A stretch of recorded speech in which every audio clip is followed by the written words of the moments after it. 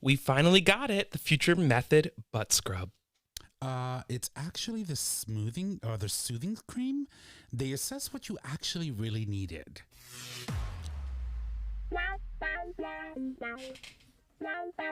Welcome to GayTalk 2.0, the ultimate podcast for your dose of dish.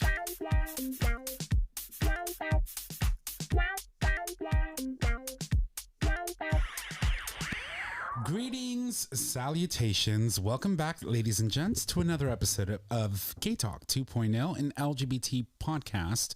We're streaming live on Digital Stream Radio, where you can access that live stream every Monday at 6 p.m. Eastern Standard Time. And you can do so by visiting digitalstreamradio.com. What can I say? Joining us today, of course, is the author, filmmaker, and content creator, Jill Fredenburg, who published LGBTQ REVOLUTION 2.0, a celebratory collection of LGBTQ narratives. I'm excited to have her on the show. We will have her. She'll join us on the second half. My name is Tom. I am your host. And as always, I'm here in the studio with a collection of hosts all the time, starting with the first one. Hey, y'all. Nick or Trish. And Jay Bear. hi, Jay, and welcome you all to The Dish. So, Jay, you're back. It seems like he's not going anywhere. I like the punishment. Oh, God, baby. And do we love punishing our, bisexual people? We need to talk about his t-shirt. Yeah. Slay every day. I love it. With like a fuzzy Hold on. bear and a harness and an axe. Let me focus on that. So it says slay every day. So where did you get that t-shirt? Actually, the T-shirt. The t-shirt. I actually do a lot. I'm a big YouTube binge watcher, and I was watching a show, and one of the people in the show was actually wearing the shirt, and I saw it, and I gotta have it. So Google, Of course you did. Google. Found it, bought it. Yep. Found Slay it, bought it. every day. Yeah, I love it. I love it. It's amazing. It's fantastic. And it goes, right, because it's got like this little halo on the floor. Like the halo usually is on top, so he's a little devilish because it's on the bottom. And it's got like a little harness on it. Oh, it's cute. I love it. Yeah, I almost wear my leather suspenders with it, but I didn't want to take away from the shirt. Speaking of harnesses, I got to go dig in a box in the basement. Yes. Maybe we'll do that after the Eventually. show today. Oh my God. So For later use, Nick, not today. Yeah. Well, I mean, to each their own. I'm not judging. No judgment. So, like prior to pandemic, I used to always go in January to MAL, which is Mr. Atlantic Leather. And so Jay had loaned me some of his gear that he had when he was working at the bar. And so it would be like a harness with chains and stuff like that. And it's somewhere in my basement. When I moved, I put it in a box and I just, there it is. We have to go dig it out because he needs it. What do you need it for, baby? Rick is filming something, and it's leather themed. Here's the interesting thing. We've been doing this show for God, here we 5 go. years. And in 5 years, we have not had that talented Yeah, we have. son of a gun on to join us live. Yeah, we have. He called in. No, he's been on the show. He was on. He called in once for like 5 minutes. And No, it was, he joined us for the Little Shop of Horrors thing. Was it him? Yeah, him I thought- and two other people. It was the producer of the show. and him and one other person. Oh, well, Yeah. he did. Well, you know what? This was in the old apartment. Right. It's time for us to have him back on. A revisit. Yeah. He needs to come on because he is, let me tell you, Ricky Mastry is one of our local artists. He is the person who started organizing the Bridgeport Pride event Pride events, yes. in Bridgeport, Connecticut. And he is super talented. I mean, the guy does videos. He does amazing art. He's a photography. I mean, the man, he does it all, and he's really But he paints truly too, talented. right? Yes. Yeah, he does. He does. He actually sent me a portrait of myself that I was like, so I said to him, I sent him a private message on Messenger, and I said, hey, Jack, I want you to paint me like one of your French whores. And so he sent me a picture that he took from Facebook of me lying sideways with a little heart of the ocean. Oh my God, shut up. I want to see it. Like a French whore. It is the cutest thing ever. And so I ended up putting it on my Facebook. When? Yeah, he's really talented. Oh, he is. A long time ago. Oh my God, you're gonna make me look for that now. But it was cute. It was cute, and he is very talented. And so I think that we need to revisit. Yes, the fact that- actually, I believe he's already in the works for this year's show. And he For does Pride? Yeah, he does the Pride event, and they always do the same-sex art exhibit, and that's coming up, I believe, in July. I should have had this information on hand. Now that we're talking about it, Well, I mean, we don't know if it's actually going to happen yet, right? Because we're still waiting. it's in the works. in the I works, believe. right. I believe what they don't know whether it's going to be a live, in-person event or if it's going to be virtual once again. I hope it's personal. I mean, as people start getting vaccinated, more and more people start getting vaccinated. I am. It says July 21st. I am phase 1 vaxxed. I'm waiting on my second one on the 30th. You finally got your second I one got today. my second one. Nice. That's amazing. Where are you, Jay? I'm done. I'm actually officially 2 weeks after vax. So Proud of you. yeah. So rabies are all in. I can play with you boys and girls. I love it. A little light biting won't hurt now. Exactly.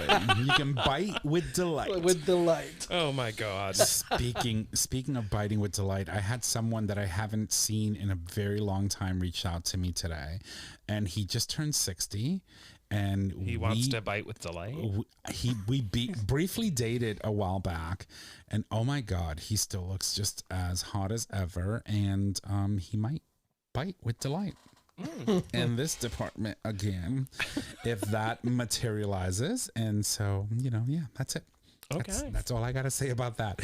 I can't find the picture. I'll show it to you offline.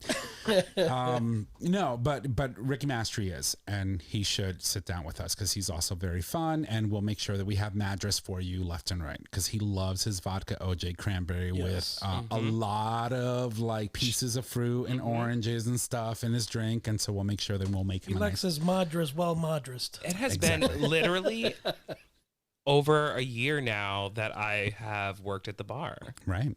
It's crazy. Both of us. Yeah. It's crazy. It's Yeah, been- he also a little cheap plug. He always does the AIDS Walk every year. That's He's right. Always looking for Yeah. sponsors. He does the AIDS Walk in New York. yeah, and he has his friend Charles. Charles Todd. Oh my God, Charles! David is always yelling, Charles! Yes. At the end of the night. No, but Charles also he also aggressively helps Ricky raise money for the AIDS Walk, which is amazing. So that's great. So let me toss it over to you boys. How are my boys? Trish, let's start with you. How are you? I'm good. Got a lot going on. Yeah, I know. Lots going on. So do you want to talk about it? Yes, no? Sure. Okay. So why don't we start with your experience with the second vaccine? Okay. So it was very easy. I got there and they stuck it in my arm. Yo, what do you call someone that vaccinates people? It's not a phlebotomist because those are people No, that those are the people that draw blood. draw blood. No, I mean, I think it can be a nurse. It can be a pharmacy employee. There are certain people that can do it, but the people that were doing, because I went to the Pfizer facility, and so it was an employee of Pfizer. Whether I don't know, She's bougie. She had to go to Pfizer. Pfizer Pfizer. Gratin. Okay. Oh, as I choke. She choked on her happiness. COVID. Choke. You're not fully vaccinated yet. No, let me stop. But no, I think my favorite moment, through the whole thing, was the guy stuck it in me. Thank you. Of course. And then he was like, "Congratulations!" And I was like, "Oh my god!" It finally. I'm like, Did you put a ring 2 on my weeks? finger or something? Literally. And then there's this like promo going on some radio station where they're giving away a $5,000 engagement ring. Have you heard about this? No, but I'm sure that you're going to apply for it. No, you have to like enter a win. Because, Steve's never going to buy it for you. It's still Turtle Express over here. But anyway. Well, that's never going to happen anyway. But that was literally on. Like, after he had put it in me, I'm like, "Oh my god, thank you!" And he's like, "Congratulations!" I'm like, "Oh my god, I'm gonna win the ring too." It's gonna win the perfect. ring. It's perfect. It just makes sense to me right now. I'll tell you, I'll tell you. But I also got a new couch. That's right. Nice. Oh. I converted her over to the love sack. I love my love sack. Well, she loved mine, so it was a like no brainer. I mean, you had to get one. Yeah, no, it's amazing. I love it. And I got a job. And she got a job. Finally, She got a job. So, and that's good. That's a good thing, right? Because obviously, you know, it was quite challenging losing your job during the pandemic and then being hired as a consultant by that same job that had to let you go during the pandemic. And now you're working again for a company that tends to sort of kind of be the competition. Yeah. Okay. Yeah. There are like 3 major theater organizations in New Haven, with the exception of Yale. So 4 if you want to count Yale. Right. But they're self-sustained at this point. Right. I mean, like they don't function like the other theaters do. Right. Because they're a student program. Right. And because I have not signed anything yet, I'm not going to put out names or anything like that. And but that's fine. I was invited to apply for a position a couple of weeks ago, a month and a half maybe ago.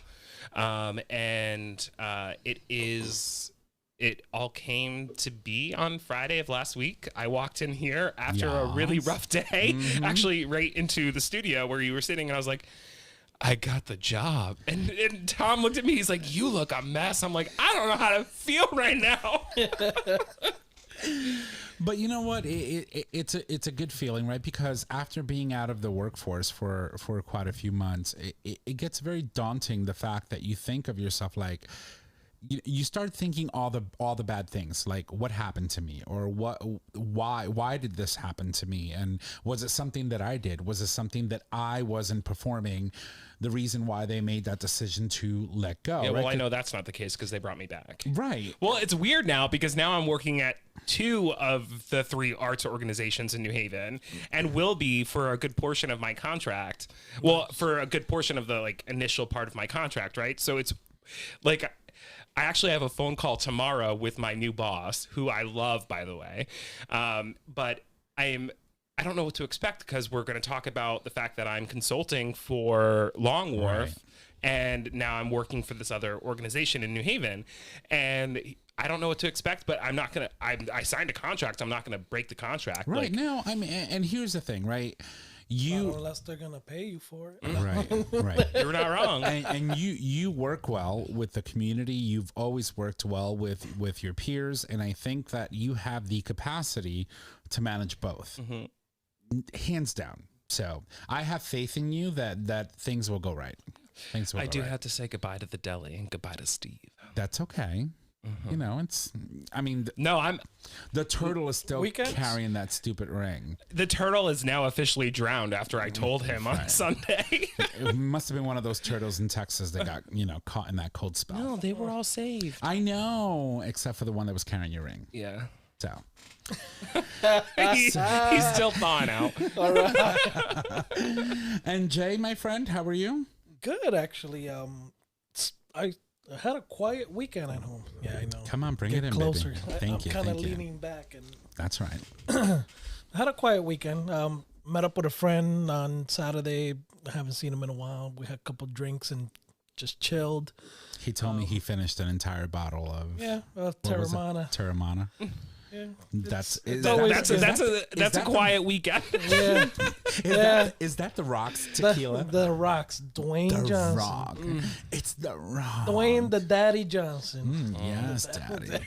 Daddy can get it. Yeah. I'll have to put on some Jumanji. It was some Jumanji. Yeah, but for the most part, just I'm still working in the kitchen and kind of taking my time doing some last minute works before my new dining table comes in. It's like me. I started painting my living room 4 months ago. Yeah.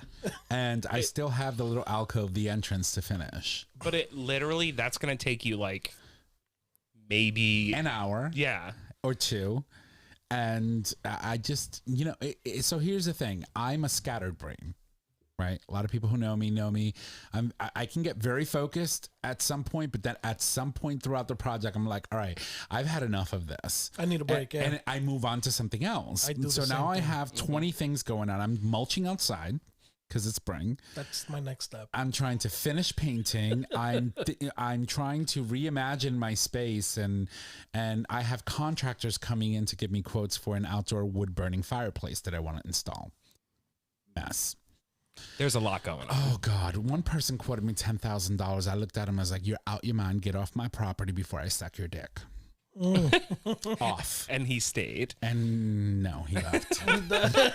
He was cute too. I was like, okay, he can get it. Yeah, no, that can get expensive. Yeah. Yeah, I I've- was like, holy shit. yeah, same thing with I'm me. like- I'm doing the same thing at home. Like I'm working in the kitchen, and I got to do some repainting. Mm-hmm. I redid my garden, and in the front I fixed the garden bed a bit. I yanked out like 9,000 pounds of what do you call it? Weeding? Weeds? Not the weeds, mints. Because Mint. I made the Oh. mistake of Oh yeah, we that- talked putting- about this. yeah. Yeah, that's right. of putting mint in the garden, and man, those roots is like a So. spider web. So I yanked all of that crap out for a day So, and a half. darlings who are looking to plant mint so that you can have for your mojitos, do it in a pot. Pots. Do Yes. it in a pot. Yes. Definitely. Learned that the hard way. Yes. Yeah, and then they're still sprouting out. So every couple of days, I'm running out and yanking mint out of the garden because it's like you can't get it all. Well, yank bag, freeze. Yeah, no, I'm Because when yanking it- the roots out now. Because let me tell you, you can take a bottle of vodka and I'll take just some throw all the mint leaves next in the Monday. vodka. Oh, I repotted a couple of them because I definitely want to have because it helps also with the bugs. Right. So I have two varieties of mint that I've been growing in pots. So I have regular mint, I have spearmint, and then I also have citrus mint. So if you rub the citrus mint leaf, it smells like oranges, but it's really mint. It's delicious. Yeah. Mm-hmm. See, we gotta make some mixers. I'm such an arborist. Oh, that's what you call it. Well, people who like to garden and do all that stuff, you know. I don't know. There's a degree for that at Yale University. Yeah, but that's an arborist has to do with trees technically. Trees and shrubs and, you know, but Yeah, I think she'll Google that's- it and find out whether or going not, to. you know, it She makes will. sense today. But yeah, but for the but most that's part, great. it was a pretty low key. Watched some wrestling, which I haven't watched in quite some time. Slay Daddy Slay. Yeah, so watch men in tights grapple on the ring, and it was fun. It was a nice chill weekend. It's cool. Yeah, And the grandkids, the wife, everyone's good. everybody's good. No one was home for the weekend, which was the best part. I Nice. was kind of solo, so I kind of got to chill and relax and not cook and just kind of just be lazy. That's always little good. bit, a That's little always No, good. you're right. No, Arborist. trees Am I and right? plants. You're right. Am I I'm wrong. right? Mm-hmm. Well, What? it's Did not she just say necessarily she that was you're wrong? wrong. You were just confirming that the data that I was feeding our listeners is correct. But That's do all. they make good money? Yes. It depends. Well, Landscapers? most people who actually get a degree to become arborist are typical landscapers, and landscaping is a very lucrative business. Let me tell you. If you do it right, yes. Yes, let me tell you. I just signed a contract for my landscaper who missed all of last year because of the pandemic to come back What? and start doing my yard. Hold on. What is the definition of an arborist? Someone who works with plants and who works with trees and who works with anything that has to do with like landscaping and It's a tree surgeon. a tree surgeon. Lord have mercy. Okay. I'm into it. So it looks like, okay, fabulous. So we had sent out a message to our guest tonight, Jill Fredenburg, and Siri, shut up. And usually like we have our guests join us via Skype, and so we always send a little quick message. Hey, just wanted to connect before the show, before we go live at 6:35, etc. And so she just replied, and if you heard a noise, that's basically what it was. So I'm excited to have her on the show. What can I say about me? I got my shot on Friday.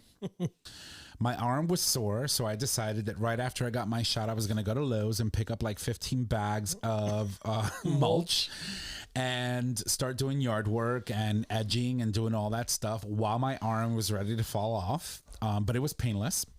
And then I met the cutest little injectionist, I'm going to call him. His name was Benjamin.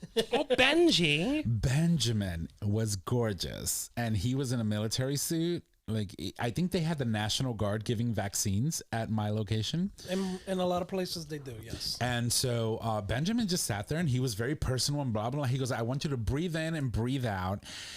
And when you breathe out, just, loosen this elbow, and I'm just going to do it. And when I breathed out, he just, you're done. I was like, well, I didn't finally. even feel it today. No, I didn't. You don't feel it.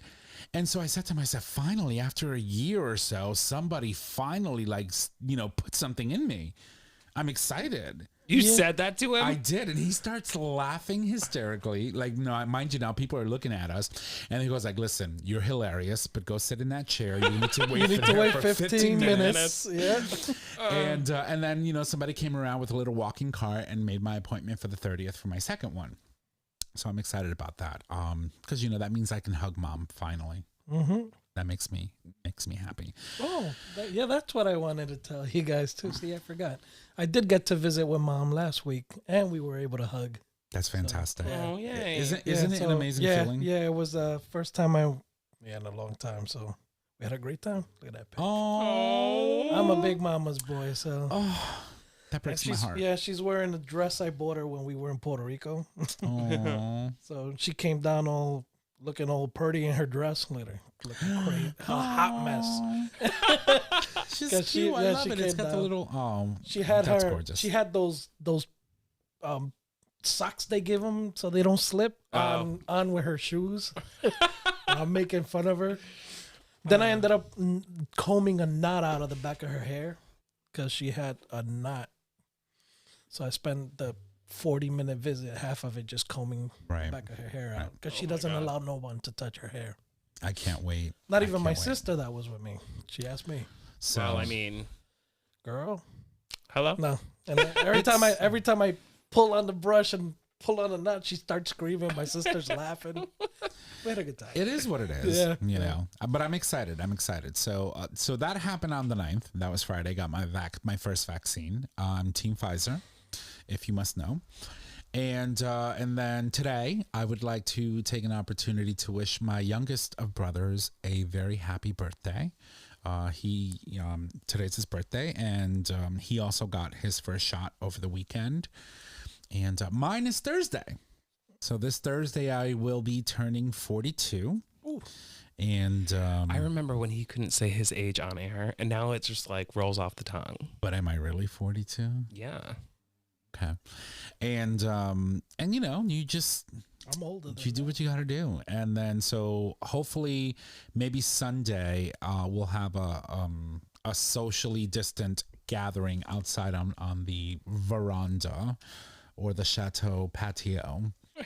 And burn some meat on the grill and hang out with my mom and my siblings if that materializes, or whoever wants to come over, and call it a day. Oh, just so that you know, yes. I've already had the question come up. When is bingo starting? Well, okay, so bingo, I'm thinking will start in June. So that's probably going to be a June thing. My mother has been asking me every day. My aunt said, I already got my second vaccine, so I can come bother you now, with no worries.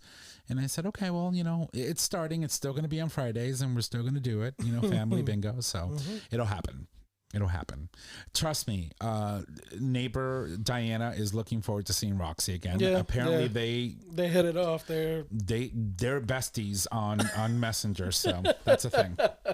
So that's fabulous. Yeah. So all right, well, listen. 24 minutes in. Wow. We do have to talk at least about one story before we go on break, because then we have our guest and we're going to talk about this amazing book, which again, it is called LGBTQ Revolution 2.0. Not GayTalk 2.0. That's right. It is a celebratory collection of LGBTQ narratives by the amazing Jill Fredenburg, and she's going to join us on the next half of the show, which is shortly. So that being said, let's talk about some of the things that are happening. And I want to shift my attention to Arkansas. Fucking Arkansas. Okay.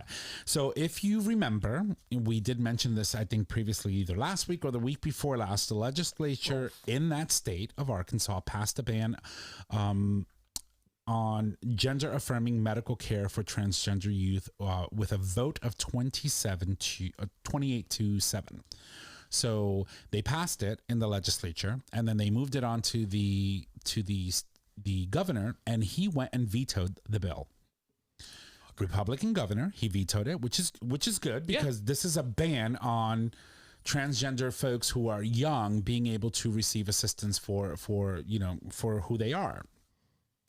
But in this particular state, as I found out, it takes a simple majority to veto the governor's veto, to overturn a veto. Doesn't that happen in the Senate anyway? Like in the national Senate as well? I think it takes a supermajority to override a veto. And so that basically happened. So they overrode his veto, and then it became law. And so that was pretty much it, we thought. But Arkansas is not done. But do you think that was a political move on the governor's part, knowing that? It could be, only because I also read that although he vetoed this particular bill, he still supported other bills that are coming, and has used language that supports other transgender or anti-transgender bills that are coming down the pike.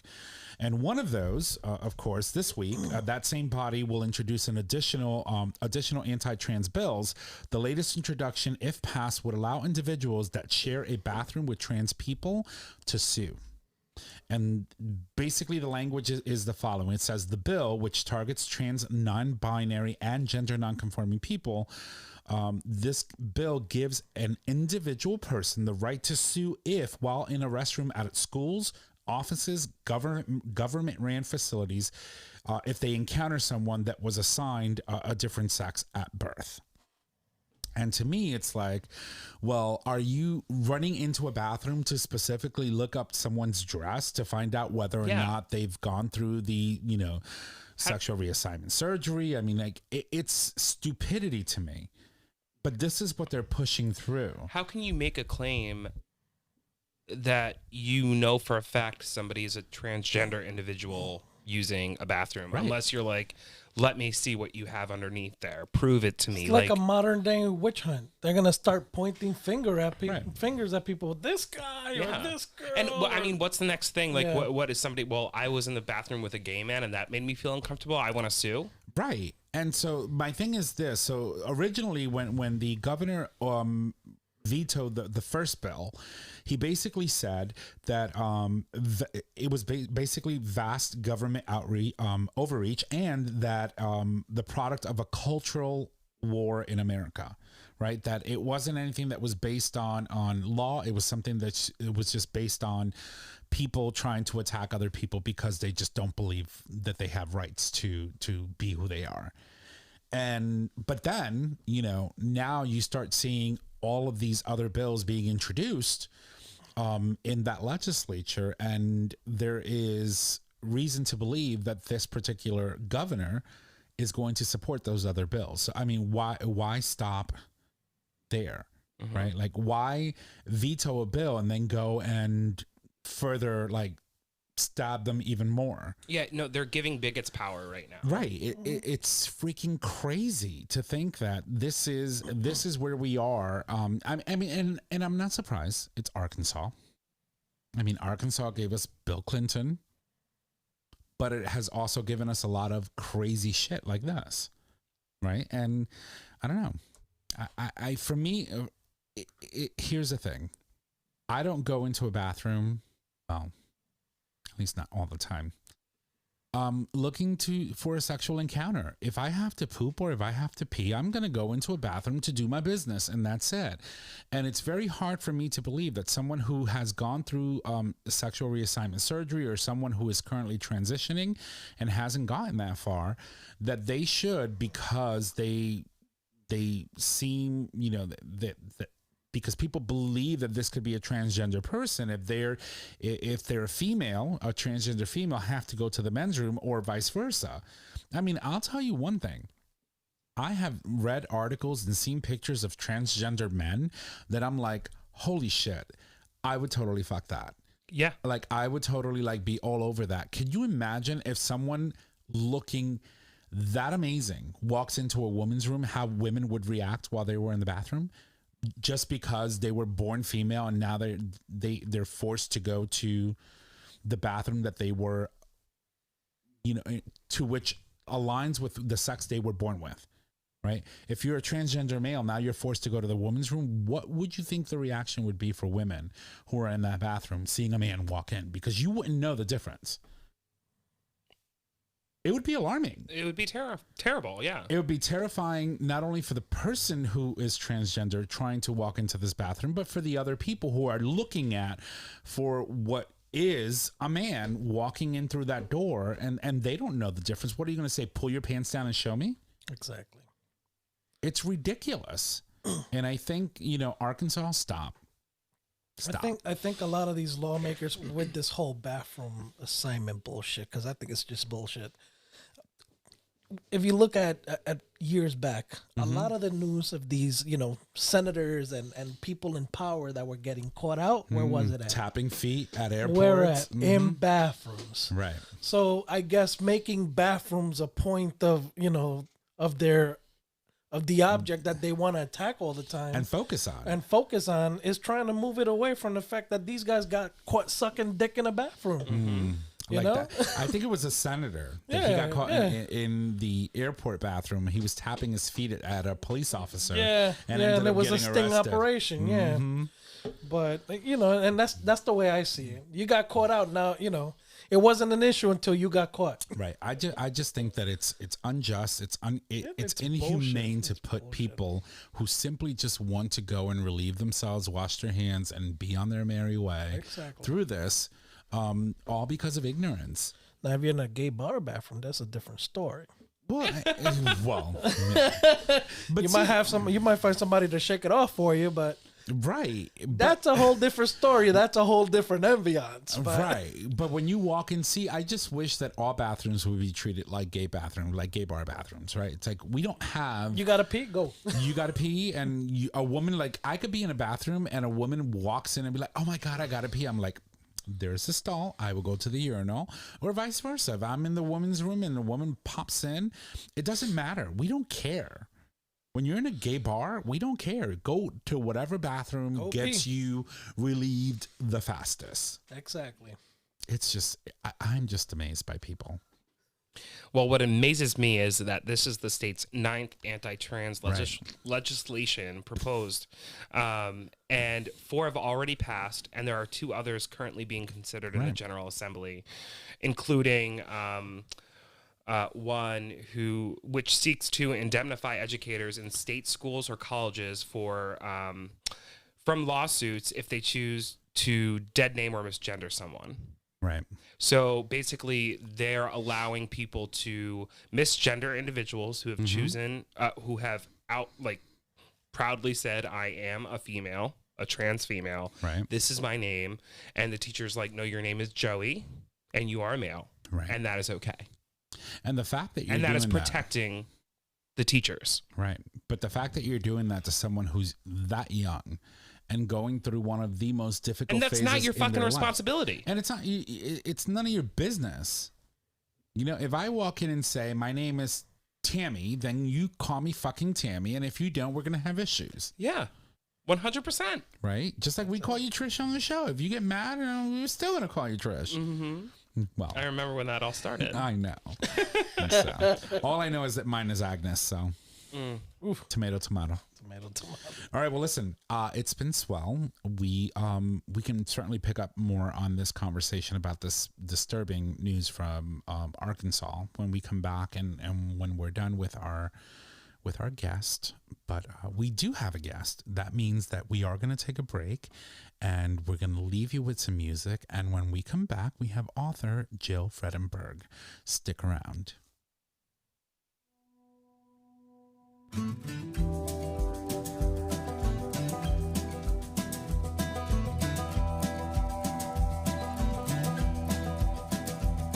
She was waiting by the back door, said, babe, we gotta leave town.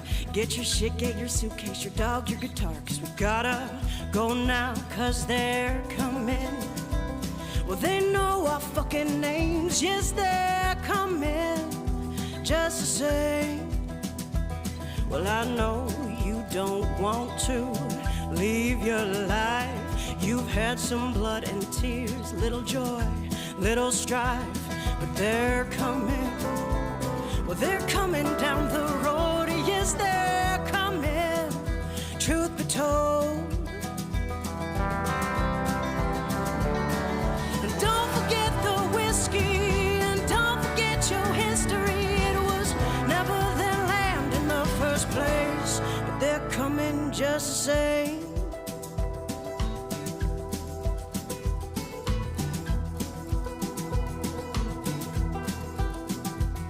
Got a knapsack full of judgment, hypocrisy, and lies. And they're talking so much hateful bullshit, they've begun to gather flies. But they're coming. Well, don't look them in the eyes. Yes, they're coming. No surprise. And with so much terror in our past, how are you so surprised it's come to bite you in the ass? Yes, it's coming. Well, it's nipping at your heels. Yes, it's coming for the kill.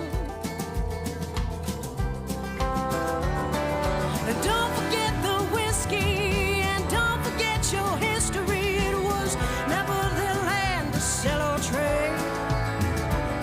No, don't forget the whiskey, and don't forget your history. It was never their land in the first place, but they're coming just the same.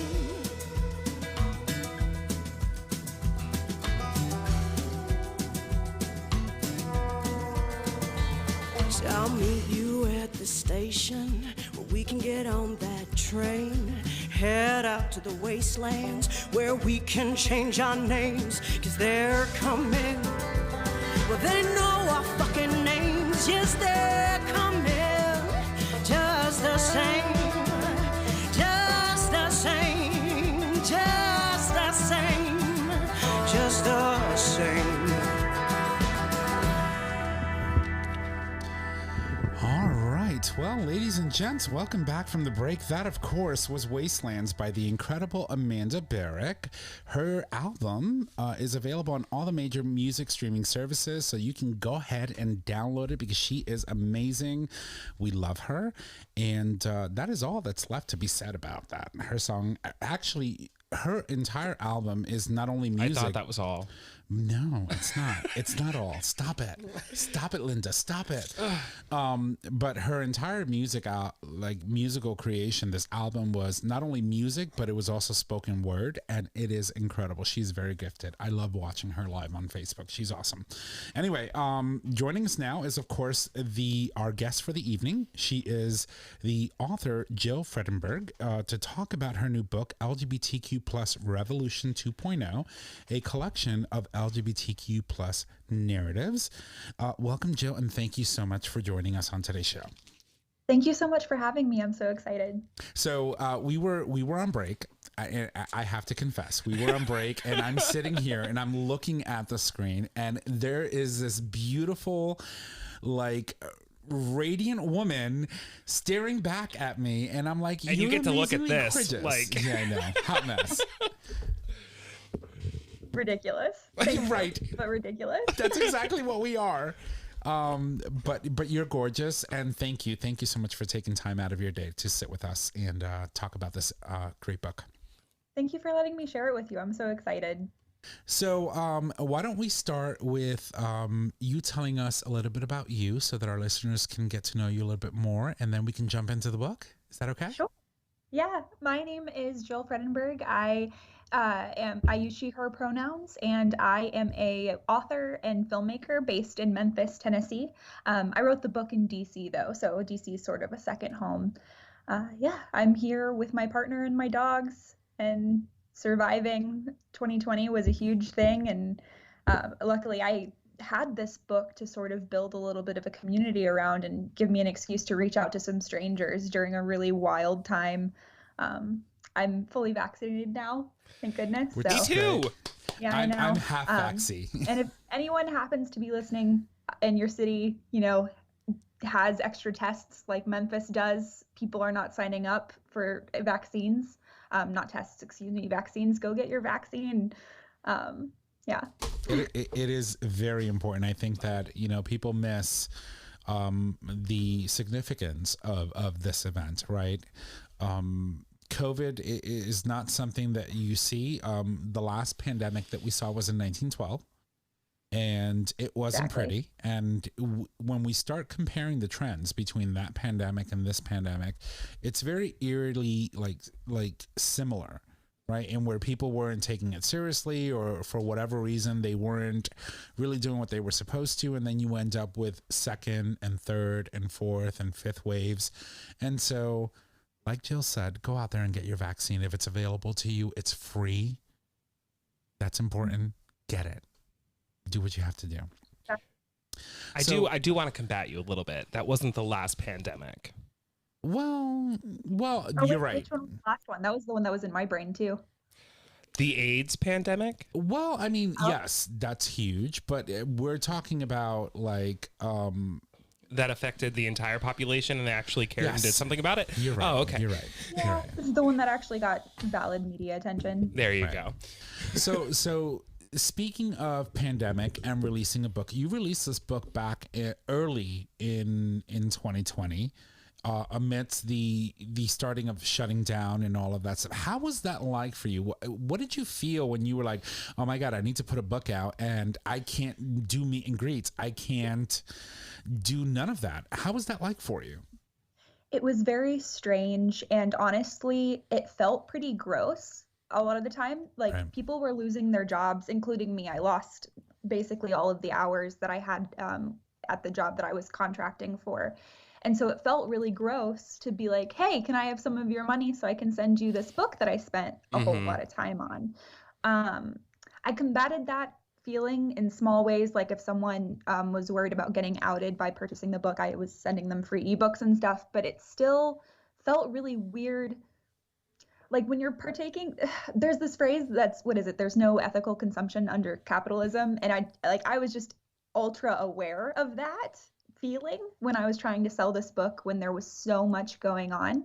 And it's not even, so all of the funds from this book, like everything that the bookstores don't take, goes to different LGBT organizations. And I tried to prioritize ones that were doing COVID specific work, which also helped make me feel a little bit better about it. But honestly, not getting to do the book talks and not getting to go visit college campuses made everything feel almost unreal.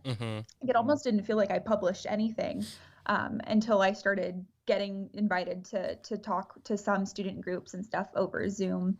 And even that, it makes it kind of a bittersweet situation. Like, I'm proud of myself. This was a lot of fun. The people that I talked to and interviewed for the book, it was mini therapy sessions for all of us the entire time that I was in the writing process. But then getting to share it with people there was a little bit of a damper on it because of the pandemic, which sucks. But hopefully, someday there will be a book 2, and hopefully we won't be in a pandemic when that one comes out. So Agreed. I mean, I completely understand. I worked in fundraising before, in theater in fundraising before the pandemic, lost my job. And before I lost it, I was going through the same thing. We were, doing a virtual gala. I'm like, how do I ask people for money right now when really they should be giving all of their money to COVID relief and COVID research and all of that stuff? So I get it. But this book is serving a really important purpose. I want you to talk a little bit about what the book is about. Right. So I was inspired to write this after a group of students, individually, not all together, but a small group of students in Estonia, in Narva, Estonia, which is basically on the border of Russia, came out to me. And now I've been with a cis man. I'm a cis woman. And I've been with a cis man for, I think, going on 8 years. He's going to laugh at me if I got that wrong. But He's listening right now. He's going to bust in the room. It's like, it's 9.5. we're very perceptively, I think, like a heterosexual couple, even though we're not a heterosexual couple. And I don't think there was anything about me when I was in Estonia that would scream like, hey, I'm queer, come tell me about the stuff that you've been struggling with. But I feel like there's a certain level of what I guess people would call gaydar, but I haven't decided how I feel about that. But like the kids knew, like something about me. I had a handful of students come out to me over time. They were all between the ages of like 12 and 20. And there was no infrastructure. There was nothing. I was on a US government sponsored scholarship. Like I was really scared about what I was allowed to do and allowed to say, especially when the majority of the population was ethnically Russian. And just in case listeners don't know, like it's pretty much illegal to be, it's extraordinarily dangerous to be LGBT in Russia and neighboring countries where the majority of the ethnic population is that. And so I came home and I had given these students as many resources as I thought was appropriate. And I tried to be supportive of them as best as I could, but I came home and I was like, I don't know what it was that made them feel comfortable to come out to me, but I remember being 16 and I would have never felt that way. Like I was very much in the closet when I was 16. There was no one that I was talking to about this stuff. And I thought to myself, like, I love my partner more than anything in the world, but I don't want that to prevent me from taking part in the queer experience that I sort of self-excluded from myself from my whole life.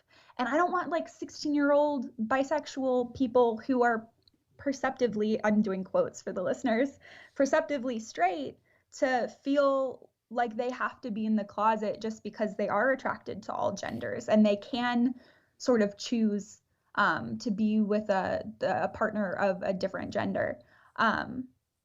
And so I started interviewing people. I was like, there's no way that bisexual identity is the only one that's sort of in this weird gray space that gets ignored.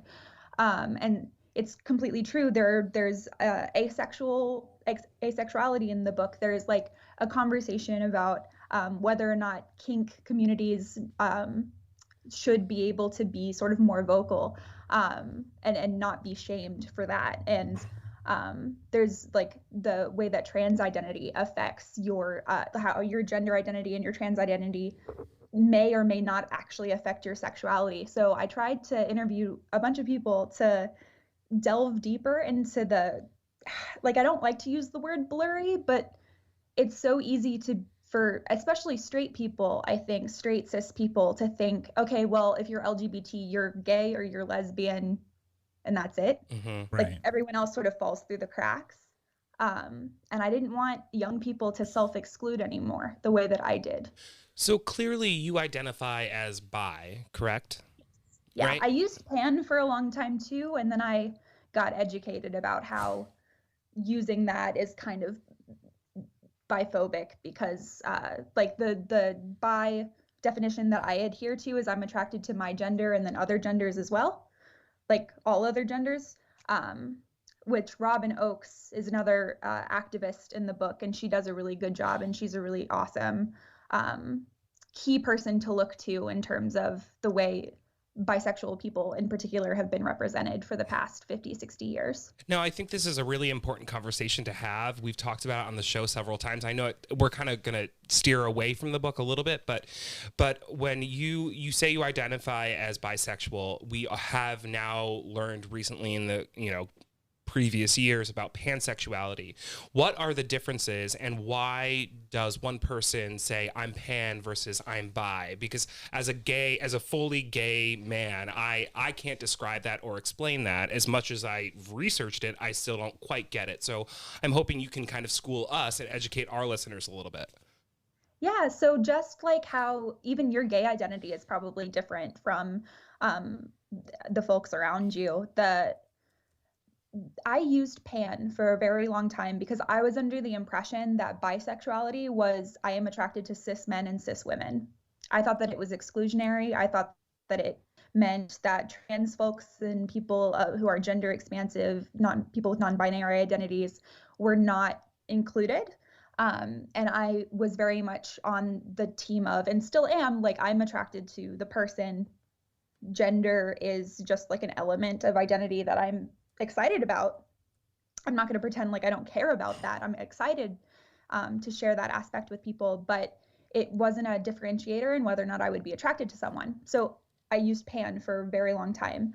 And I think I posted a Medium article about it a while ago, but I learned during my interview with Robin Oakes, that bi activist, that that word came along as a way to exclude bisexual people because there were large hordes of people who wanted the bisexual identity to be seen as exclusive on purpose to try to sort of wash it out.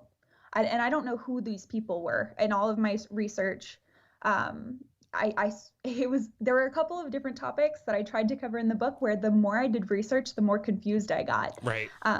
But the sort of end result that I came to was, no, I should be using bi, because the most people who use the word bisexual are not trying to exclude trans or non-binary people. It's I'm attracted to my gender and then other genders as well, like bi as in more than one. And again, like I would defer to Robin and all of her awesome academia and activism for that, but I still will use pansexual when I'm talking to particularly LGBT people, so as to not come across as exclusionary. Mm-hmm. But what's interesting is a lot of my other bi friends, when they're talking specifically to cis straight people, will use bi because they don't want to have to go through the whole joke about being attracted to like kitchen appliances and like deal with that whole mess that happens with pansexual identity all the time. Mm-hmm. Well, I think I've tried over the years to sort of kind of put my mind and wrap my mind around it, right? And so when I think of a bisexual person, I think of a bisexual person who is attracted to cisgender men and women in relationships, et cetera, and how they share and how they decide they want to expose themselves to the community in that sense. Would I think that a bi person would be, for example, interested in a transgender woman? Not necessarily, right? And so I mean, the same could go for gay men, right? Or that's the difference, I think, in my opinion, between pansexual and bisexuality or bisexuals, right? Is that you're either attracted to a cisgender man or woman. And when you look at pansexuality, it's not so much about the gender that the person is or who they identify as. It's more of the person. And so it doesn't matter if they're transgender, it doesn't matter if they're cisgender. You might be able to actually have a meaningful relationship, whether that be spiritually, emotionally, or sexually, with someone, regardless of their gender. Mm-hmm. You're right. And I think that is a very common understanding of those two different identities. And I think what a lot of the bisexual community is trying to do is to say, well, no, we're actually the same. It's just it's like sort of a false difference. And again, there are going to be people who are never, ever going to identify with the word bisexual because they were taught that it was this exclusionary word. Right. But then there are folks like me who I actually prefer the word bisexual, partially because I don't want to have to try to explain it to people. Most people will understand what bi means as soon as I say it, regardless of how knowledgeable they are about the LGBT community. But I am in no way trying to exclude non-binary or trans folks. Right. Like, they are more than welcome in my heart. So yeah, I think this is one of those topics that the interesting thing about terminology is it's so important because, young people need to know what to Google, right, in order to find people who identify in ways that are similar to themselves so that they can seek that representation. Right. But the hard part about terminology is that everybody is going to have a different opinion on what all of these little things mean. Right. I think the big push right now is for pansexual people who identify as pansexual to really think about whether or not they need to differentiate themselves from bisexual people, because most bi folks are actually pan. Like, it's all the same. Mm-hmm. There's just this strange descriptive desire, I think, it's like the way you people. describe, it's easier it's easier sometimes to just say I'm bi and keep it moving than try to sit there and now I got to try and explain to you this is what I think, this is what I think you should know. And then it kind of reminds me of a short video I saw the other day. I think it was on TikTok, and the daughter comes out to her gay, actually lesbian couple, and the daughter tells them, I'm pansexual. How do you guys feel about that? And the mom's like, what does that mean? Does that mean you're like into pans? So and I heard that, and I was like, okay, that's how stupid it sounds to us sometimes when you're trying to describe something to people and they just don't grasp it. Some people just they really don't want to grasp it. It's not that they don't understand it, they just refuse to because of their stance. And I think it's also important to understand too that, someone's individuality and someone's identification is very important to them. And sometimes it can get really iffy when you're trying to explain to someone, this is who I am, this is how I feel, and they don't understand. They sort of kind of just brush you off. Right. And that's not what we want to do. Right. Obviously, this amazing book is, in my understanding, a collection of stories that you've had with people that you've interviewed. Right. That really showcase an idea of what they feel like certain elements of our community are for them. Right. Exactly. And so I want to talk a little bit about the process, right? Obviously, not understanding all of these terminologies yourself or really identifying with them, how did you separate yourself from what you believe you are, what you believe that you understand in our world, to really take in what they were telling you? Like, how do you step back from yourself and allow them to tell their story in a way that's not going to be impacted by how you feel? That's a really amazing question. I think I will not pretend that there is no personal bias in the book at all, because I definitely was the one who was sitting down and having these conversations and then figuring out how to turn each 1 2-hour conversation into a shorter chapter for a book. It's sort of like documentary editing. Like you're not ever going to see the whole truth because there's some sort of editing going on. Always condensing. Yeah. I think a big part of what helped was that I was approaching topics that I, from an activist level, knew about. So like trans rights, asexual rights, even so far as like polyamorous rights, were all things that I had done some form of activism on before. But I think that this book was a big lesson in genuine mindful listening. So not trying to steer the conversation, even if I thought that I had a question that would be more interesting for readers, but actually letting each interview sort of fall into its own, like a therapy session, which I am not a therapist, but that they all ended up feeling like a little mini therapy session because I was asking things that weren't just negative, which I think is huge. So much of queer storytelling is tragedy. Particularly in fiction, but also in nonfiction that we see. A lot of what gets represented is the bad stuff. And what I thought was really crucial and necessary, and what I hadn't seen yet, was stories of both small and giant victories. So for example, Ari, who's a trans woman, she tells the story about how her mom is very, very, she's still coming to terms with Ari's identity. But she gave her like a little snowflake necklace because Ari loves ice skating for Christmas. And that tiny story meant so much to Ari because it was this feminine or often feminized object of like a little silver necklace.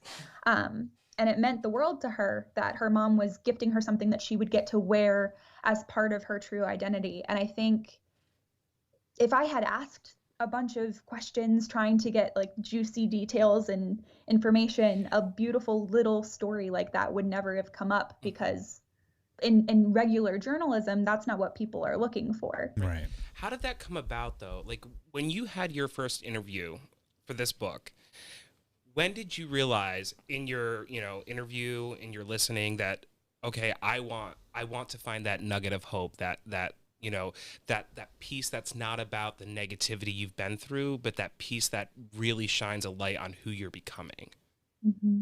I wish I could say that that happened, that I had some beautiful moment during my first interview, but that was something I was really intentional about as I was writing my initial sort of more broad, open-ended questions going in, because every single one of those kids that came out to me in Estonia, their first question was, or a version of, so my life is going to be really hard now, right? Like that I've realized this. And I wanted to like shake them and be like, no, I mean, maybe because of where you live.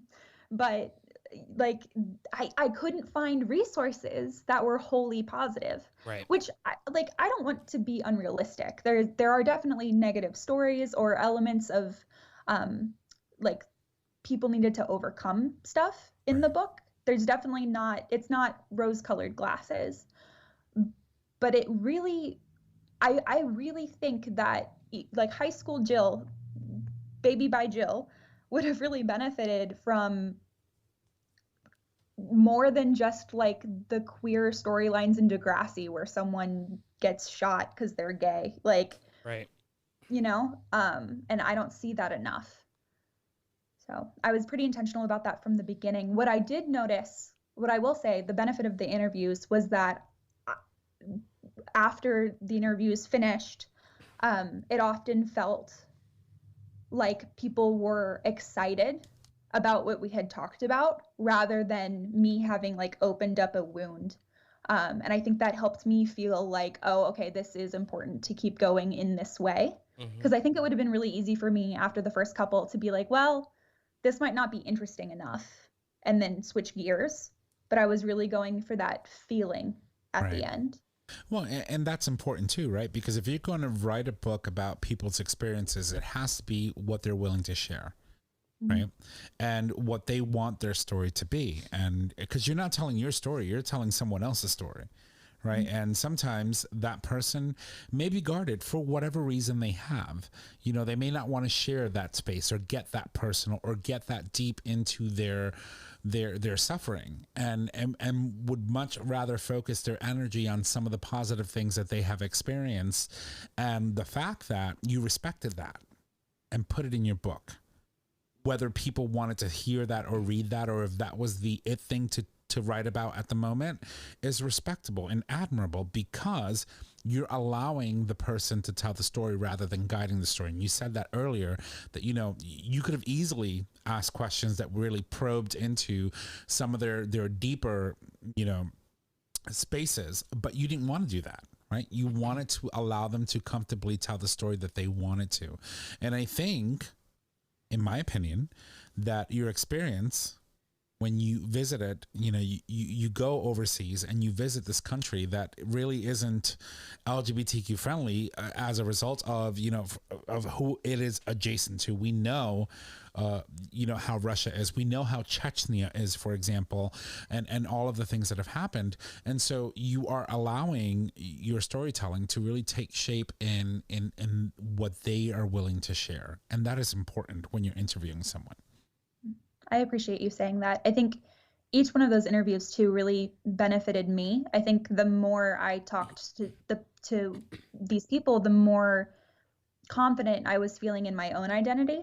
And I think I opened the book up this way too, but as someone who has been in the same relationship too for a long period of time, I got a lot of questions at the beginning about why does your bisexuality matter then? Like, right. And I always joke, especially if it's cis straight men who ask me that question, because it always is. They're always like, why does it matter then?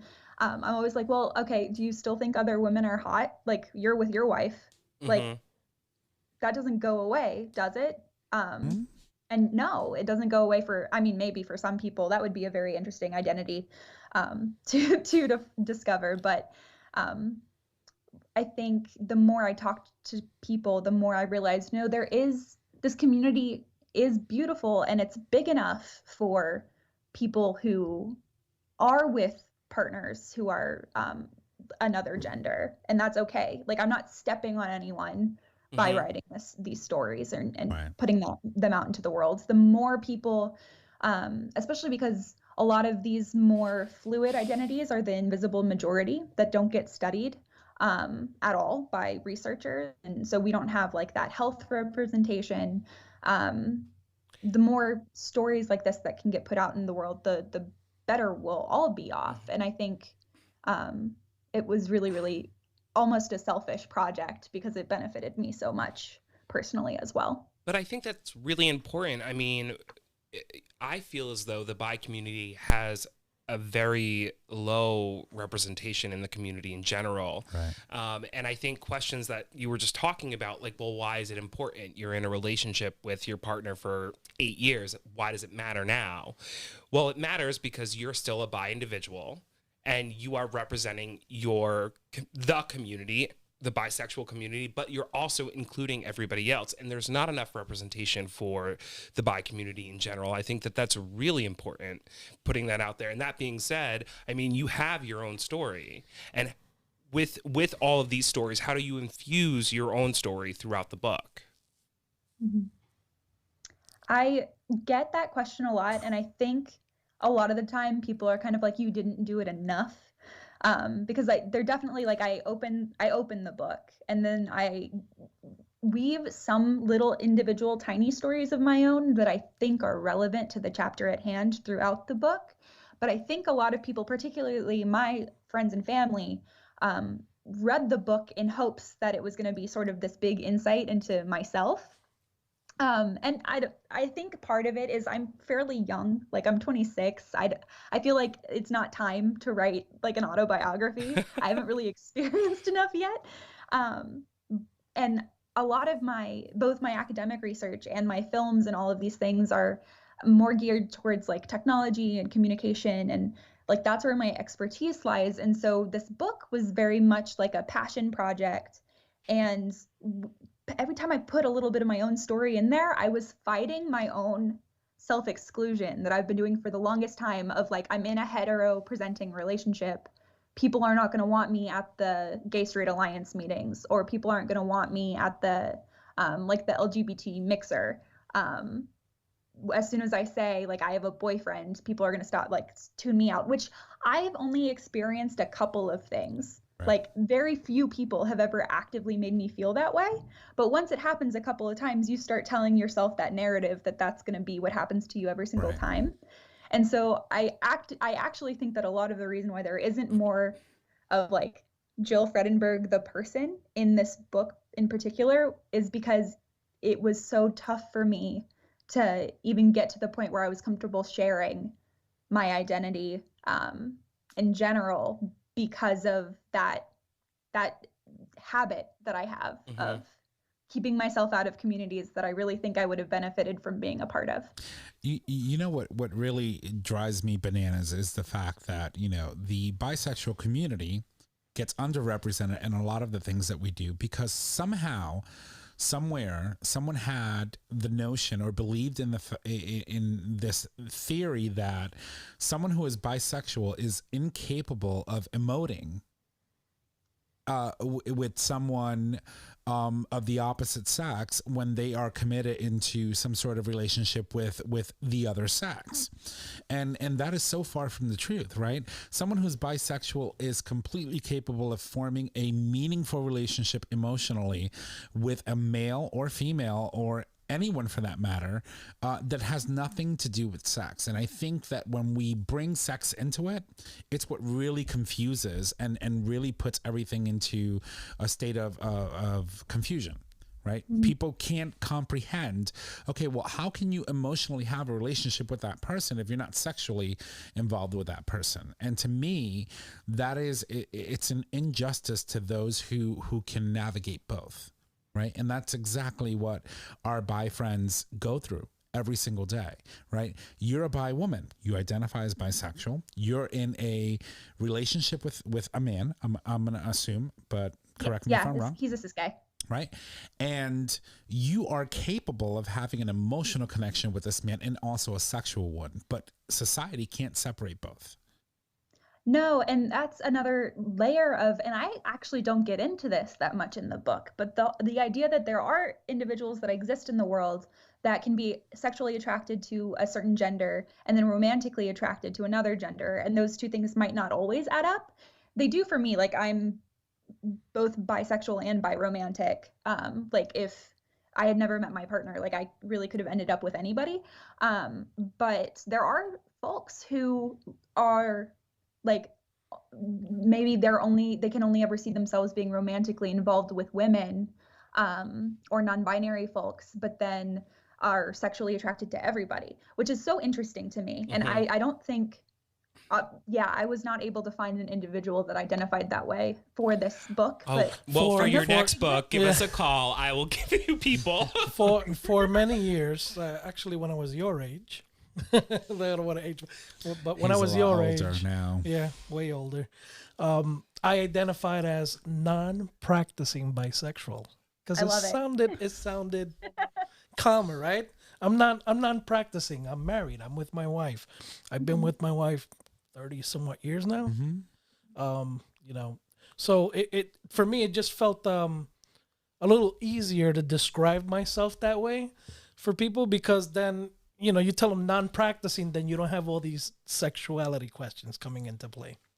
Right, or like assumptions that you're greedy. You're greedy. Oh, you're married. Or... You're married, and your wife allows that. Yeah.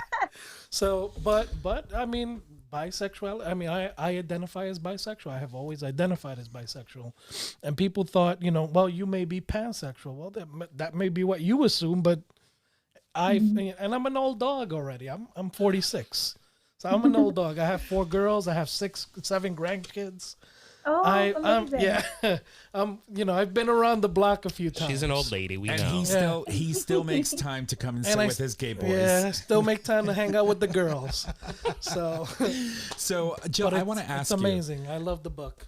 I want to ask you. So you named each chapter a name, which kind of reminds me of Game of Thrones, by the way, because it was like Arya and this one and that one. But out of all of the stories that you got to listen to and record and write about, which one was the one that was most impactful to you? I'm shaking my head because that's the worst. No, I appreciate that question. It's just a really hard one. Let me see, because I also have something here. I mean, we know that they're all great stories, right? But there had to be one of those stories that you learned the most from, right? Because we're not experts in life, right? No. Can I say 2, or is that cheating? No, that's fine. Yeah, absolutely. I mean, it is Revolution 2.0, so, and this is GayTalk 2.0, so 2 is fine. Yeah, so they are right next to each other, which is convenient. But it's Elena's chapter. It's called Why Stir the Pot. And I want to talk about her because she identified as bi and built an entire YouTube community on her bisexuality. She actually that's not true. She built a community off of just being an adorable person, and a bunch of people loved watching her videos. And then she came out as bisexual, and then she sort of got heralded as this bi icon because she was this representation on YouTube that everybody was missing. Right. And she was with a cis guy.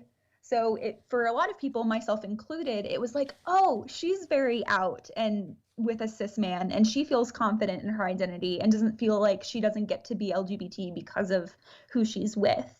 And then the pandemic hit, she got engaged and was, I guess, cut off from her LGBT community, got on TikTok, realized she was a lesbian, broke off her engagement. I sent her an email because she made a YouTube video about it, and we had already had this interview. So I sent her an email and I was like, hey, your story is still incredibly important. You made a huge impact on my life growing up. Like, I had been watching her videos since I was maybe 17 or 18. Can I still include your story in the book? I just need to change it. And she was super down. She said, as long as I can read it again before it's published. So I went in and added information about how this can happen. People can identify one way and then realize that due to like heteronormative socialization, which is what happened with her and what happens with a lot of particularly lesbian women, get socialized to be attracted to men, and they think that friendship is romantic attraction, or like the feeling of wanting to be friends with someone is a romantic attraction. Compulsory heteronormativity is the fun word to Google, or the fun phrase to Google, if anyone wants to learn more about this. But her story was huge because it was okay, and she's great, and she's thriving, I think even her partner is doing fairly, or her ex-partner, excuse me, is doing fairly well. But I loved that she let me. I was terrified that she was going to be like, no, just take my story out. But I think that's so important, that she's not some pariah now. Like, her viewership isn't angry at her. I did not have a single second of, oh, now she doesn't matter to me. Like, I don't respect her anymore. No, she had an identity realization. That's completely allowed. And so her story really matters a lot, I think, because I feel like it's a huge gift that she let me keep her story in there, and let me do the work of changing it up, without even necessarily interviewing her again. Thank you for letting me do that tangent. And then the second one is Kim's chapter, which is right after Elena's chapter. And Kim was the one who taught me that my identity is truly my own. So she's a cis woman, and she had only ever been with cis men. And then she fell for Cash, who's another person in the book, who is a non-binary person. And so she had this crisis of like, does this mean I'm queer? Like, if I love this non-binary person, does that, like, what does that mean for me and my identity? And so her chapter is about how there are all of these external voices that are always going to try to convince you that you're one thing or another thing, but your identity is wholly yours. Like, you could be a cis man that's only attracted to romantically and sexually to other cis men, and if you don't want to call yourself gay, that's fine. You're under no obligation to anyone, Right, to be vocal about this and to determine that your identity is the same as what everyone else is calling it. And Kim's identity, she's changed her verbiage around it quite often since I've met her. I've known her for almost 3 years now, and like, her words change all of the time, which I think is amazing. So those two chapters I think are really crucial, especially for people who are still learning about or wrapping their minds around the idea of fluidity and the idea of really reflecting and learning about yourself and balancing all of the external stuff with all of the internal knowledge that we have about ourselves.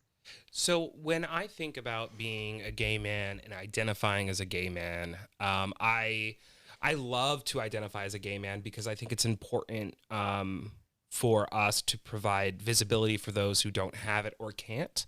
And I think through identifying that way, I provide that visibility. But I agree 100%. I think you can identify however you want to identify. If you don't want to identify, that's fine. But how would you suggest somebody show up for the community when they're choosing to identify not specifically as pan, bi, trans, gay, lesbian? Like, how do you still show up? I think that's an awesome question, because there's this interesting relationship that I think a lot of LGBT people, including myself, have with the idea of allyship, where there are folks who like take their ally activism and all of these things for granted and like insert themselves into conversations they don't necessarily need to be in, or like hypersexualize the LGBT community, and they feel like they can do that because they're a very vocal ally. But especially for folks who are like still don't know, like, it took years for, like, I think I knew I was attracted to at least women when I was 12, 13 years old. So it took years for me to actually figure out where I landed on the galaxy that is identity and sexuality and everything. And what I think you're getting at with your question that I think is really important is you don't need to know in order to care, and you don't need to know in order to learn as much as you can about how to support your LGBT peers. And I think it's really that education, that, and especially the personal Googling before asking a bunch of intrusive questions to your friends. It depends. Like, if they're drunk and they're happy to tell you about everything, like, let them talk your ear off. But particularly with gender stuff, I think it's really important for everyone within the LGBT community and outside of it to do a lot of individual personal research and try to come to as much of an understanding as you can before and during your activism and before and during your appearance at group meetings and all of these things, mostly honestly so that you're not taking up time asking questions that you could have Googled. Right. Or bothering an individual that's probably got a bunch of other stuff going on that isn't relevant to their gender and sexuality, but just relevant to like surviving about stuff that you easily could have looked up. You know, it's interesting that you say all of this, right? And I remember clearly that one of the most impactful classes for me in college, what I attended, was lifelong learning, right? And the reason why it was very impactful for me, because it taught me that regardless of where I am today, that is not where I'm going to be 10 years from now, 20 years from now, and that we are constantly ever evolving and ever learning and ever discovering ourselves in many different aspects and in different ways. One of the things that was impactful for me was your advice based on this book and what I think, and I'm assuming this is what you got out of it, and you wrote this so beautifully, and it says, you know, be safe, make room. There are many ways to be LGBTQ plus, as there are people on this planet, and we have to constantly be in conversation with one another in order to continue moving forward, right? And you can't go back. Obviously, I mean, if we could, I would do so many things differently, but so many things I would probably do the same. Oh, we know. But moving forward gives us an opportunity to ever learn from ourselves, learn from others, and continuously shape ourselves and how we walk in life, right? And one of the things that I always say is, like, you go through life meeting people, some you will never meet again or see again, and those that you do on a regular basis impact the way you move forward and how you develop as a human being, even into your golden years, right?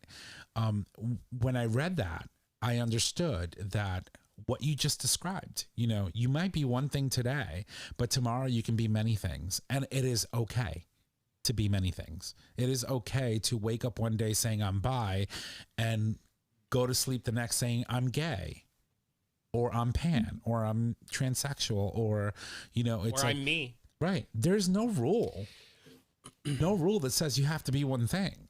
And that is the beauty of what's captured in this book, is that you capture the story of these amazing individuals and allowed it to be told in a way that was true to them, but also give room for change. And like you said with the chapter with Kim, and these chapters that really have impacted the way you saw yourself, them, and the book, it's incredible. It was an amazing journey, which I try not to use that word, but it was such a journey. So before we wrap this up, I mean, we ask everybody this, but what are your hopes and dreams for this book, for everyone, not just the LGBTQ plus community? And then also, what are you working on? Thank you. Yeah. So like I said, all of the proceeds from the book, like, I don't make any money off of this. I donate everything, partially because, like, the idea of making money off of other people's stories seems strange to me. So we're doing the Okra Project is this quarter's donation. So as soon as we earn $500, sending that over to them. So honestly, I just want this thing to keep selling so that I can keep giving, because that feels really good and it makes a big impact. We paid, I think, like a month of mortgage for Out Memphis, for the house that they have here. And that just feels really cool. You said for the LGBTQ community at large, right? I think we need to really be verbal and vocal and all of those wonderful words about trans rights in particular, especially like young trans athletes right now are really getting the brunt of some very, very, very biased and uneducated lawmakers. And I think that especially for those of us who are safe in our identities and are in a place where we can be really loud, standing up for those folks, we really need to do so. And then what I'm working on right now. Wait, really quick, before you go into what you're working on next, this book, I think, also serves a second purpose as well for not only people within the LGBTQ plus community, but I think that it could really help a lot of parents with these stories. And I don't know if you want to talk a little bit about what your hopes are for parents to take away from the book. Yes, let me just plug my computer in so that it doesn't die while I'm talking to you. Yeah, our interviews are never 20 minutes, by the way. Yeah, so parents are particularly fun for me to talk to because I like to flip the narrative. I think a lot of parents, and this is totally understandable, when you grow up and you're like content, happy with your life, you want the same thing for your kid. And anything that you don't understand is going to make you nervous. Like, you won't know if they're going to come out, and then if all you're seeing in the media is violence against like gay folks, then you're going to assume that your child is going to be the victim of something like that, which is likely. Like, I don't want to pretend like we're over hate crimes, especially in this country. But I think why I really, really love talking to parents whose kids have recently discovered who they are is because I get to sort of imbue some excitement into them, because it's a really great opportunity for parents to discover a whole new community, and to do that lifelong learning that we were just talking about. And I think what can be difficult is the gender piece. So if you raise a daughter and then he realizes that he's not a daughter, that is something that can take some getting used to. But I think that encouraging parents to look at everything and take all of those changes and adapt with respect and with the idea that their child is always going to be their child, and it doesn't have any sort of negative reflection on their parenting or who they are, but to really start to celebrate that your kid is figuring out who they are, Right. Is a fun way to spin it. And I'm hoping eventually that kind of discussion won't necessarily need spinning, or like I won't need to feel like a camp counselor when I'm talking to parents trying to get them hyped about something, but that will be the immediate response. I think that'll be really cool. I can see right now. I've seen some funny TikToks about, and actually Zany has a chapter in the book. Zany was raised by two moms, and she still was really freaked out about coming out to her parents as bi, because she was really scared that her two moms were gonna worry about her future.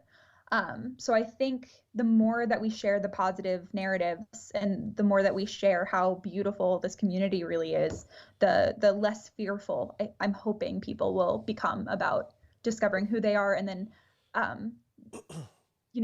being excited when the people around them are doing the same thing. Mm-hmm.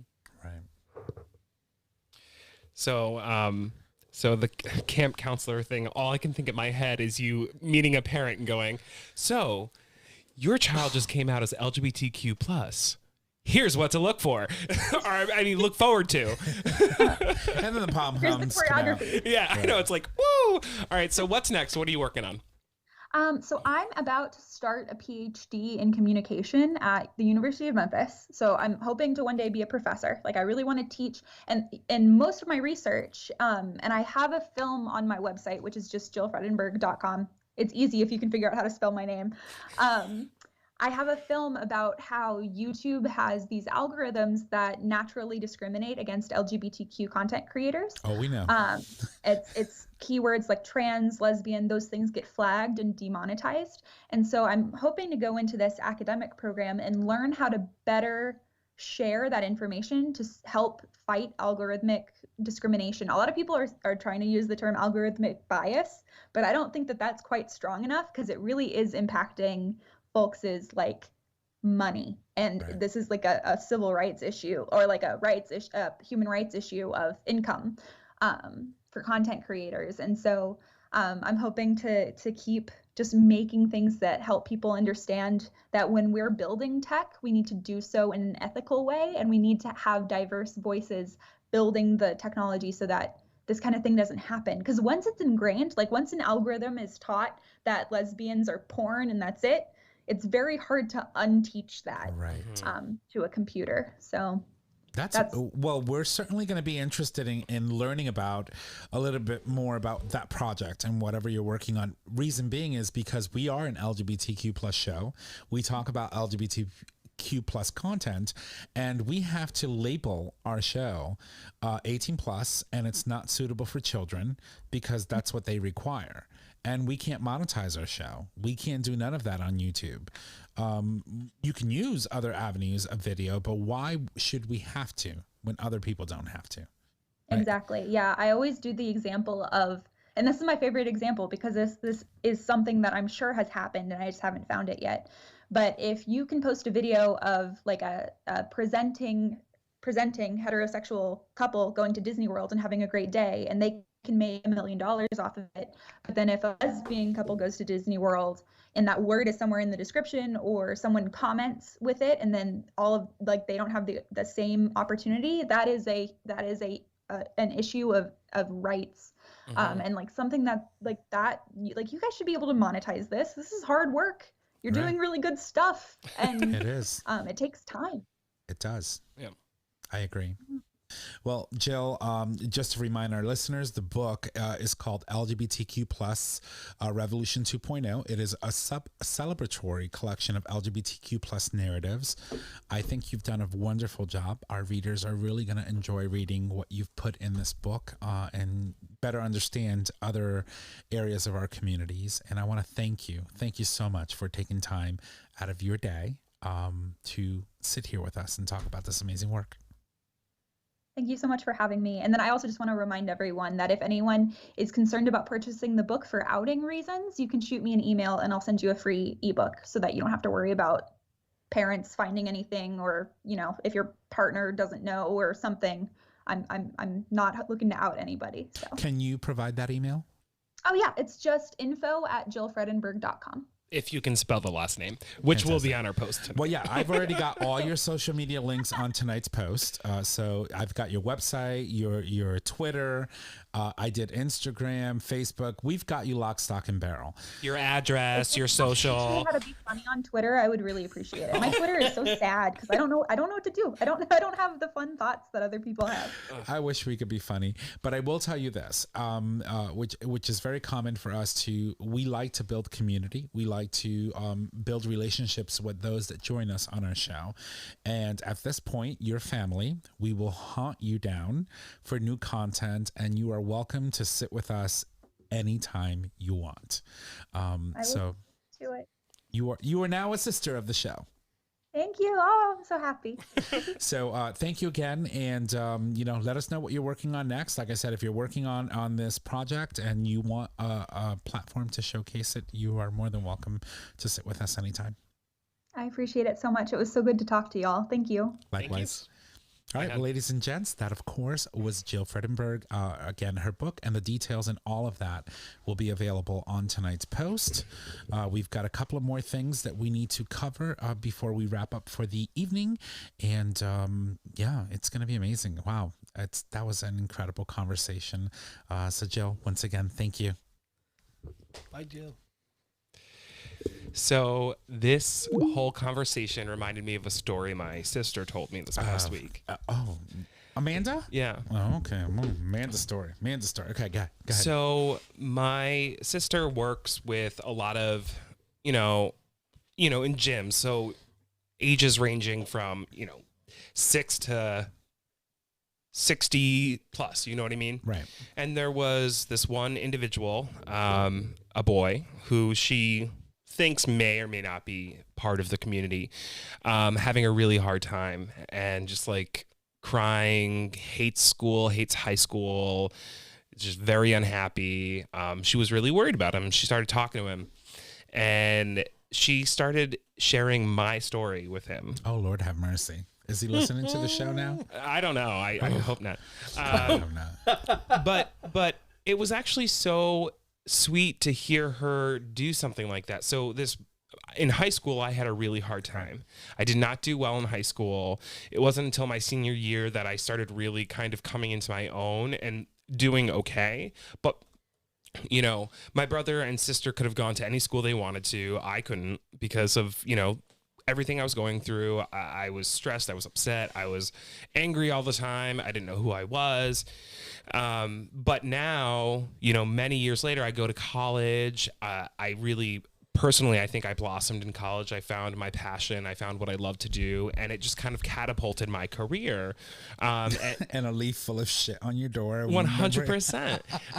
But like having had that experience and having her as my sister, being able to share that with somebody who was struggling was really powerful to me.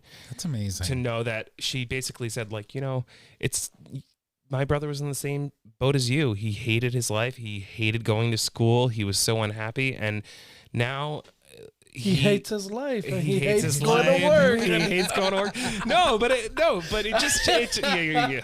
You're not wrong. You're not wrong. Seriously. I haven't even started yet. Going to work. Oh God, no. But that's amazing. That's and kudos to Amanda for doing that, because what you've done is probably changed that young man's life. Mm-hmm. Yes. Or that changed their life. Mm-hmm. Right. They, them, there. Okay. All right. That's great. Fantastic. And Amanda, keep doing that. That's all you can do. It's your little way of being able to change the world and change people around us. Yeah, share my story, just not too much of it. Yeah. Every 'cause little she's bit crazy. helps. Yeah. There's a reason why we call her Trish. All right. Well, we have a couple of things that we need to do we have on this day in gay history? Oh no, but we will in like one second. Okay. So while she's doing that, I will say this.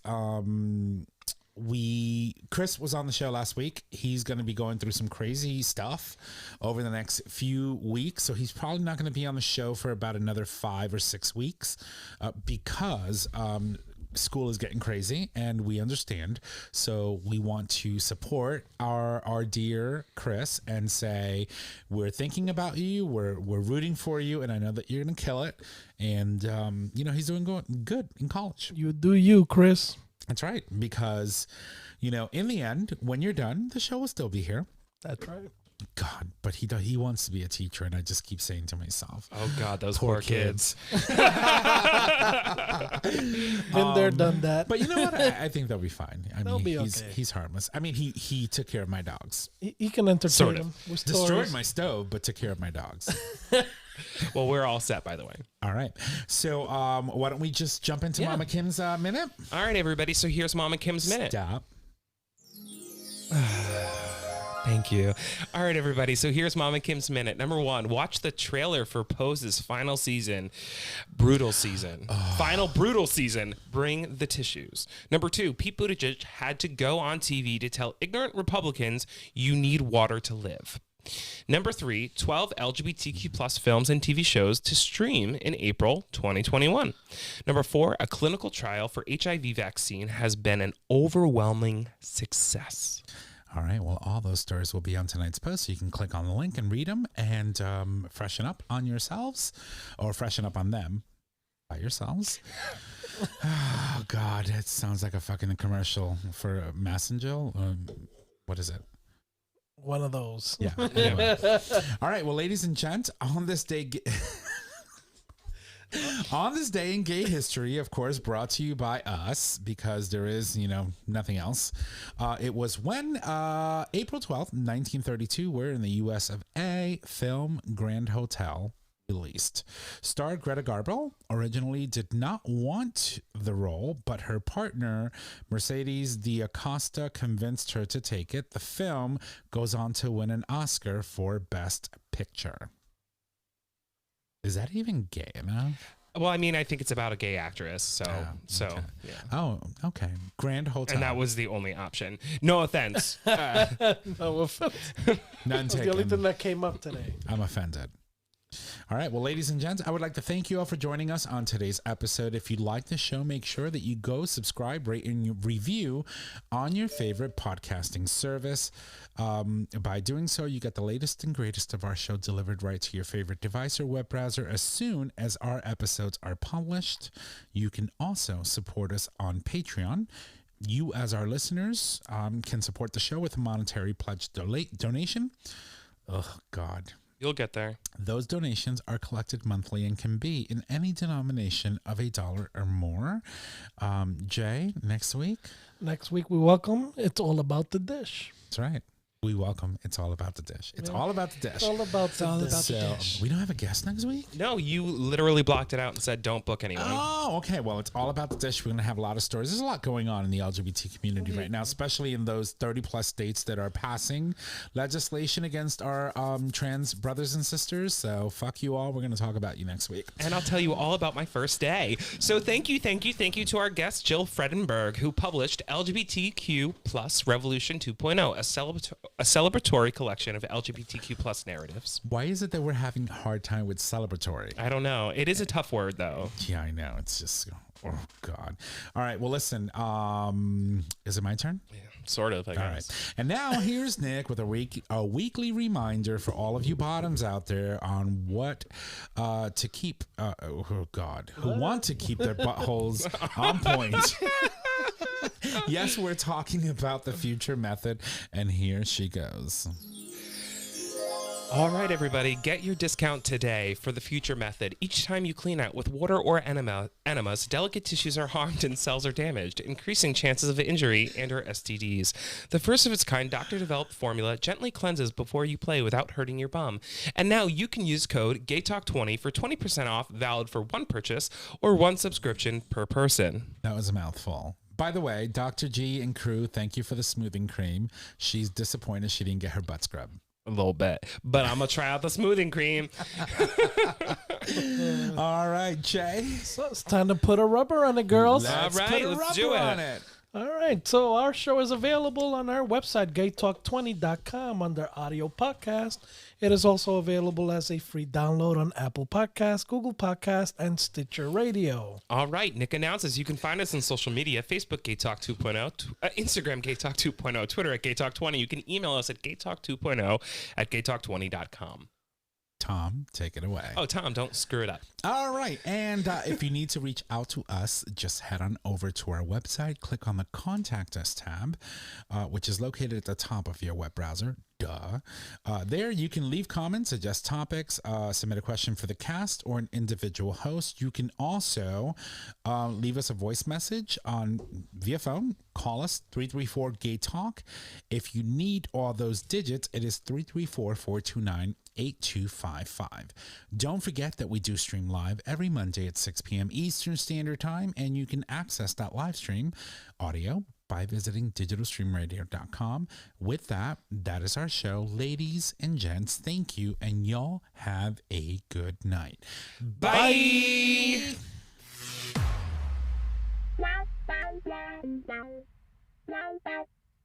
Thank you for listening to this episode of Gay Talk 2.0. Tune in next time for more dish.